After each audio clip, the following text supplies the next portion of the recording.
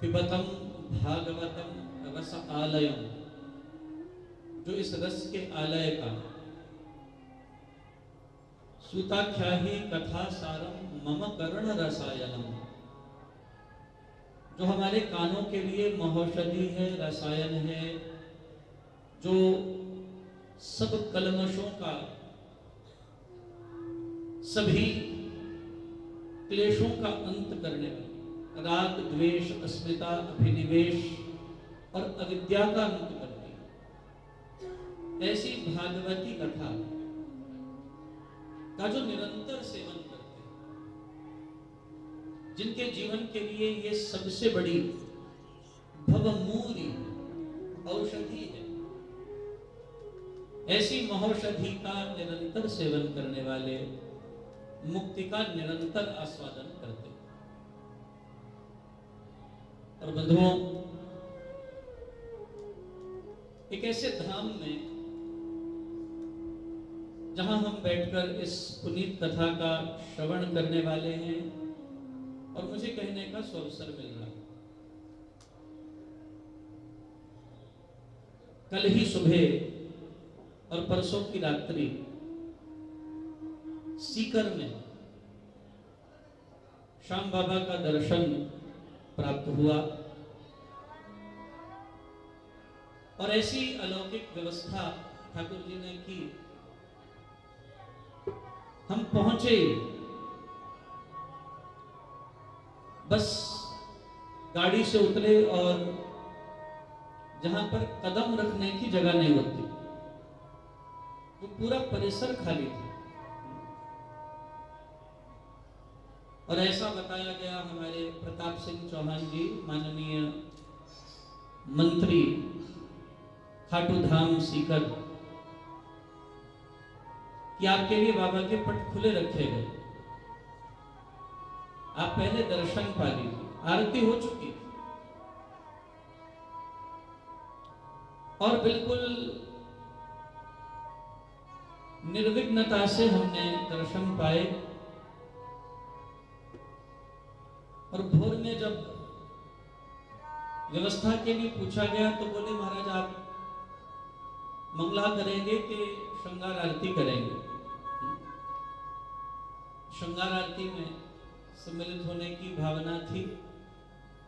बाबा ने बड़ी कृपा की, हम भोर की श्रृंगार आरती में सम्मिलित हुए। और मेरी बड़ी इच्छा थी कि उसके धाम में कथा है तो पहले उसका दर्शन हो जाए। उसके कुछ स्कंद पुराण में आए हुए वक्तव्य की अनुभूति, और स्कंद पुराण विशेष से बाबा के चरित्र पर कुछ मैं प्रकाश अवश्य डालना चाहूंगा आने वाले दिनों में,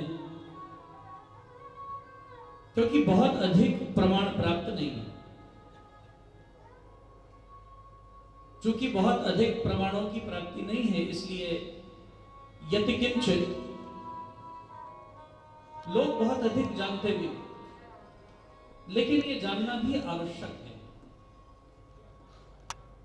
इस कलिकाल में जहां मानव संतप्त है, रोगग्रस्त है, मानसिक रूप से पीड़ित है, आक्रांत है, चिंतित रहता है, व्यग्र रहता है, खिन्न रहता है, म्लान रहता है,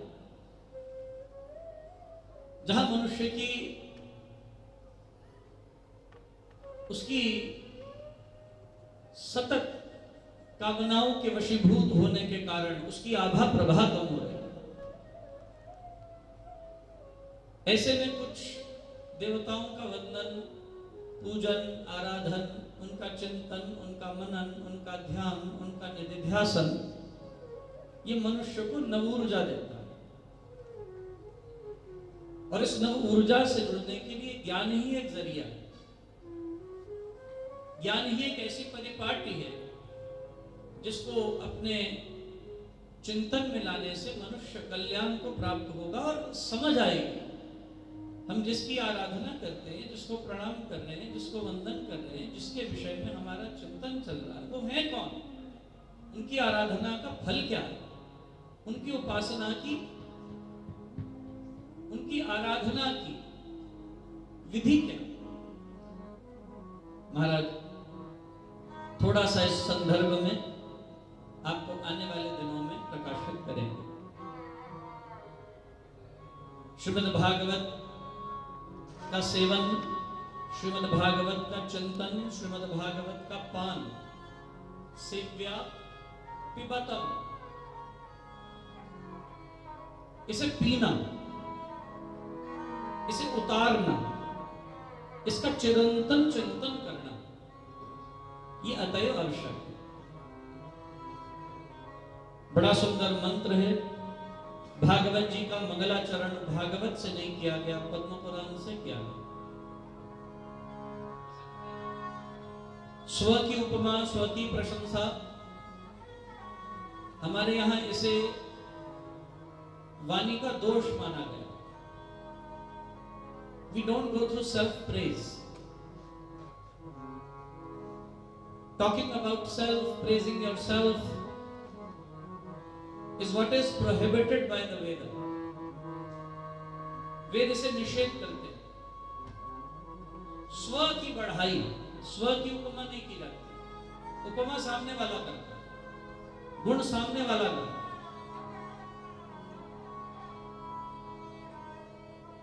लोग भोजन भी बना लेते हैं, बहुत छोटी सी बात है, वो भी कहते हैं बड़ा स्वाद बना है, खाइए। पाने वाले ने चखा भी नहीं है, बहुत स्वाद बना। और अगर नहीं भी बोलते तो खाने के बाद की प्रशंसा ढूंढते रहते हैं। महाराज याद रखना, स्व प्रशंसा घातक मानी गई। हमारे यहां ये पाप है। और भागवत भी अपनी प्रशंसा स्वयं नहीं करती, पद्म पुराण ने गाई। भागवत का पहला मंत्र अपना नहीं है, जो हर मंगलाचरण में गाया जाता है। ये पद्म पुराण का मंत्र है। मेरे साथ सब मिलकर पद्म पुराण के इस मंत्र से भगवान को वंदन करें, भागवत जी में प्रवेश करें। सच्चिदानंद रूपाय, सच्चिदानंद रूपाय, विश्वोत्पत्त्यादि हेतवे,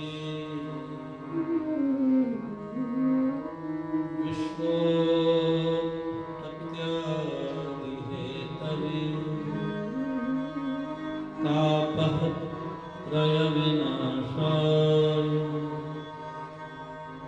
तापः त्रय विनाशाय, श्री कृष्णाय वयं नमः। श्री कृष्णाय वयं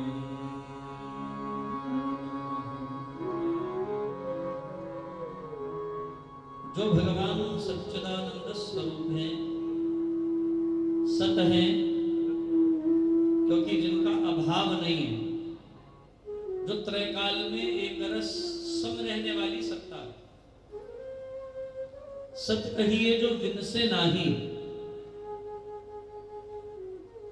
नाश न हो सदवस्तु का अल्प होगा महान। स्वामी जी लिखते हैं अपने परम ग्रंथ भक्त प्रकाश में, नाश न हो सदवस्तु का अल्प होगा महान, सदवस्तु के नाश से नाश सर्व का जान। जिसके मिटने से सब मिट जाएगा और जिसके रहने से सब रहते हैं, जिसके रहने से कभी कोई नहीं मिटता। हम सब में भी वही रह रहा है, वही सत्य स्वरूप चेतन आत्मा का निवास है, वही सत्य स्वरूप हमारा स्वरूप है। इसलिए श्री अमृतवाणी जी में लिखते हैं पूज्य गुरुदेव, सत्य मूलक है रचना सारी, सर्व सत्य प्रभु राम प्रसादी। जो सत्य सर्व त्रैकाल में एक समान रूप से विस्तृत है, ऐसा सत्य वो है। इसलिए पहली अभिव्यक्ति ईश्वर की सत है, दूसरी अभिव्यक्ति परमात्मा की चित है, ज्ञान। जो ज्ञान रूप है, जो ज्ञान का मूल है, जिसके ज्ञान से सब ज्ञान प्राप्त हो जाते हैं। कौन सा ज्ञान? वासुदेवम सर्वम इति स महात्मा सुदुर्लभ। सब में रमने वाला वासुदेव, सब में रमने वाला राम। वासुम करोति इति वासुदेवः, जो वासुदेव सब में वास कर रहा है। रमे रामेति रामेति रमे रामे मनोरमे, सहस्र नाम तततुल्यम राम नाम वरानने। वो राम नाम, वो श्याम नाम जो सब में है, वो वासुदेव, वो नारायण। देखिए कितनी सुंदर अभिव्यक्ति है। सब नाम एक से हैं, जो सब में रम रहे हैं। ये सारे नाम उन्हीं के। नारम अयनम, नार शब्द का संस्कृत में अर्थ किया गया जीव, अयन का अर्थ किया गया निवास। जो जीव मात्र का अधिष्ठान है, जो जीव मात्र में निवास करने वाला है, उसे नारायण कहा गया।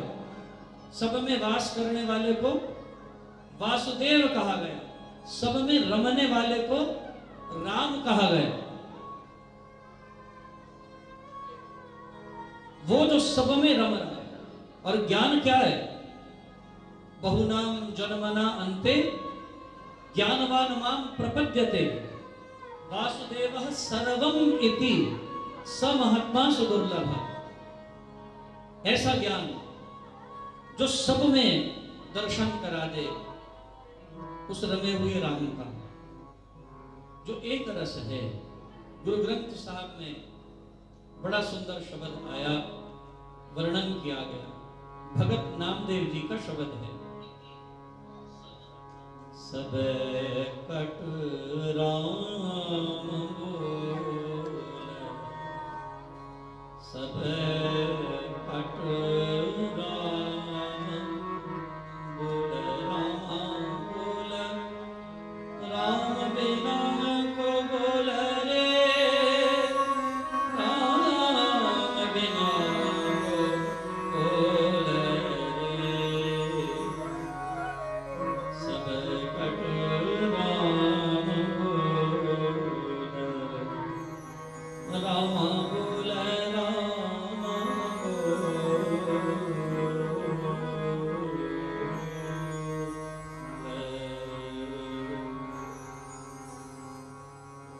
समय कट राम बोले, रामा बोले, राम राम को बोला।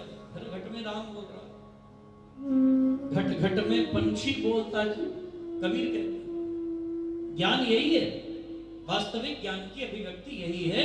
ईश्वर की अभिव्यक्ति यत्र तत्र सर्वत्र करना, सब में ईश्वर को देखना, यही ज्ञान है। इससे बड़ा कोई ज्ञान नहीं है। भगवान गीता में कहते हैं बहुनाम जन्मना अन्ते, बहु जन्म बीत जाने के बाद अंतिम जन्म में जब मनुष्य मोक्ष से पूर्व का जन्म पाता है, वो आखिरी मनुष्य योनि, वो आखिरी जीवन, वो आखिरी जन्म, जिसके बाद जन्म मरण का ये कुचक्र समाप्त हो जाएगा। ये पुनरपि जननम पुनरपि मरणम पुनरपि जननी जठरे शयनम यह संसारे खलु दुस्तारे कृपया पाहि पार मुरारे। ये स्थिति आ जाएगी जब जन्म मरण का ये चक्र मिट जाएगा, इसको विराम लग जाएगा। तब ऐसी घड़ी में मनुष्य को ज्ञान होगा। अंतिम जन्म में अंते जो ज्ञानी होगा वो ज्ञान से हार कर ईश्वर शरणागत होगा, प्रपन्न होगा। प्रतिपन्न तब शरण में मैं हूं मेरे ईश। वो प्रतिपन्नता, वो शरणागति आएगी। वो तो शरणागत दीनार्थ परित्राण परायणे, ऐसी शरणागति आ जाना, परायण हो जाना। प्रतिपन्नता, शरणागति, वो शरणागति भी दीनता के साथ आना, दैन्य के साथ।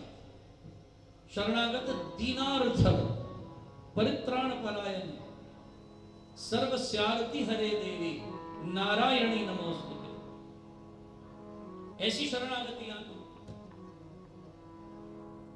ज्ञानी ज्ञान से हार जाता है और कहता है मुझे एक ज्ञान मिल गया है, वासुदेवः सर्वम इति, आप ही सब में हैं, ये सारा संसार आपका ही स्वरूप है, आपका विस्तृत रूप है, इस संसार में आपके अतिरिक्त तो और कुछ नहीं है। जब ये ज्ञानाभिव्यक्त हो जाए तो ही ज्ञान पूर्ण होता है। और ये सारा कुछ, ये समागम, ये कथा, सत्संग इसी एक सत्य को समझने के लिए है, इसी एक ज्ञान से परिपूर्ण होने के लिए। This is the ultimate knowledge one can perceive in this one given human life. इस मिली हुई मनुष्य की एकमात्र जिंदगी में यही ज्ञान समझना सबसे महत्वपूर्ण है। और जिसको ये सत्य का अवबोध ज्ञान के माध्यम से हुआ, उसी के जीवन में आनंद आता है, उसी को आनंद की प्राप्ति होती है।